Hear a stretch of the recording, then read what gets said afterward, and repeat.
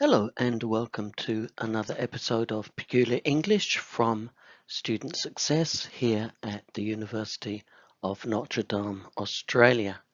And today we'll focus on apostrophes, in this case for possession. So, the main issue for people in getting their apostrophes right is where to place the apostrophe. And it depends on singular or plural. So these examples are all with a singular, and you can see that the apostrophe goes before the S. My teacher's car is the car belonging to my teacher. That's one person. So we put the apostrophe and then an S. The same with a name, like Taylor's version. So this is the version which belongs to Taylor. My sister's husband. We can also do the same with names of places or countries or organizations, like Australia's most wanted, and all those other examples. So with plural, most plural nouns in English end with S. So we just put the apostrophe after that S. So the teacher's car park means the car park for all of the teachers. So that's plural. And the Beatles, that's a group. And so we just put the Beatles' last album, the album belonging to or made by the Beatles. Okay, my cousin's house, when it's after the S, you're referring to more than one cousin. So maybe that's the house where 3 or 4 of my cousins live. And the same with my colleague's opinion. If it goes after the S, it means more than one colleague. So maybe more than one of your colleagues has that opinion. The tricky or maybe peculiar thing about apostrophes is when we have an irregular plural. And there are not too many which you need to use with an apostrophe, and basically the ones we use for people.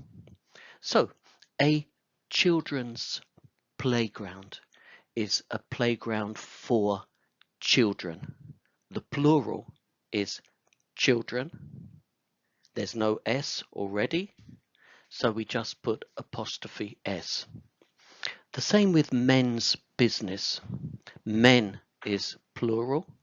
There's no S, so we put apostrophe S. The same with women, women's changing room, and the same with people, the people's choice, the choice of the people.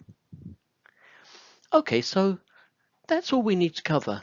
Let's go on to some practice. You can take your time pausing this video and doing all of these by yourself. I'm just going to go through the answers quite quickly with you. Okay, so number 1, this dress belongs to my Aunt Agatha.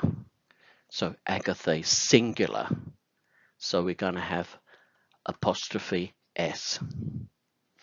This car belongs to my best friend. The same thing. It's one person. So it's going to be friend apostrophe S. The Sydney Opera House is the most famous building in Australia. So Australia is one country. So it's going to be Australia's, Australia apostrophe S, most famous building. So on to number 4, but this time you see that teachers is plural, more than one. it has S already. So we put the apostrophe after the S. This is the teacher's S apostrophe Garbag. And as you can see on the slide, there are a few more questions. Again, you can pause and do them yourself. I'll go through the answers. Number 5, this was one of my teammates' suggestion. So there's more than one teammate, it's plural, so it's S apostrophe, as you can see there. Number 6, he has a child's view, so it's a child, singular, apostrophe S. Number 7, women is plural, but it's irregular, there's no S, so we have women's, apostrophe S, rights. And the same applies to number 8, men's business, apostrophe S. So I hope that's clear to you. When you have possession with an apostrophe, you need to pay attention to whether it's singular or plural, and just take care with those peculiar, irregular plurals.